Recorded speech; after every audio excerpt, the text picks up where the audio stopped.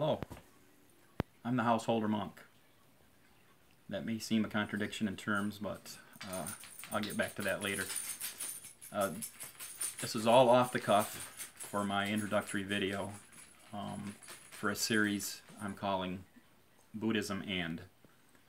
I hope to, with the help of my daughter, film some videos that will show the intersection of Buddhism and various topics, subjects, concepts, institutions, what have you. I'm going to start with Buddhism and depression. And also what usually goes along with depression is anxiety. So that's what I'd like to talk about first, and I hope that we can come up with some ideas that will help you or help others that might be suffering from the tribulations of depression and anxiety. So have you ever asked yourself, why am I here? How did I get here? How did my life turn out like this? What happened? How did it happen so fast? Where did the time go? Well, I've asked myself that question. If you answer yes to any of these, you probably already know that you're suffering some of the effects of depression. Do you have a job that you absolutely can't stand? You're sick and tired of going to it every day? You may or may not like the people there, and you may have a good job, a job you're good at with good pay, even a good boss that leaves you alone, but you still can't stand it. Seems ironic, doesn't it? Well, that's the situation I'm in also, so there's 2 check marks. Do you find that you live somewhere that is totally not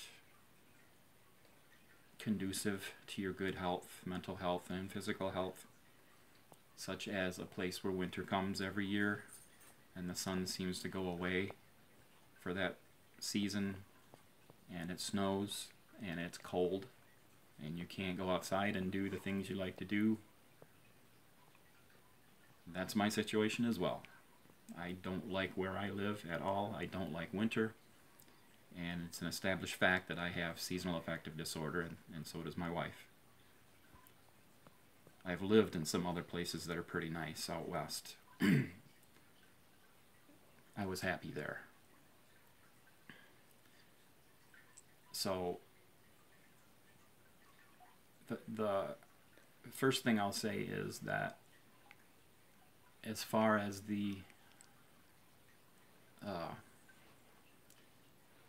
again, this is off the cuff, the 3 refuges, or the 3 jewels, I found recently, upon reflection, that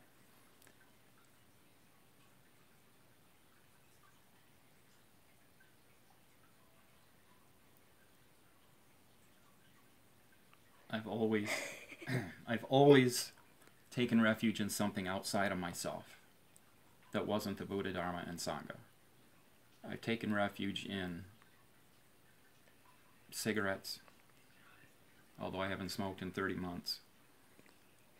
I took refuge in beer long ago, but I don't touch alcohol anymore. It's a toxin I don't need in my body, and it's not conducive to a good meditative mental state. I guess you could say I've taken refuge in food, donuts, candy bars. Red Bull right now is what I'm using. And I vape. And it can go down to when I'm relaxing at home, having my blanket. I always have a book, a Buddhist book nearby. Cat and dog comes near me, and I have all these things external to myself that are giving me this comfort. And so there's an attachment there. So if I were to go on a meditative journey or a retreat where I had nothing outside of myself, nothing to do but look inside, I don't know how easy that would be until I had a lot of practice at it. I think if I were to do that at home here, have nothing around me, no TV, obviously, no media, I'd probably be pretty antsy, be pretty anxious, and then I get bored to death. So what I'm leading to is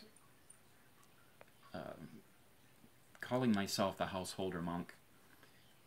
I know that seems a contradiction, but I've studied the Pratimoksha vows and the Vinaya pretty extensively, which are the precepts and rules for Buddhist monks and nuns.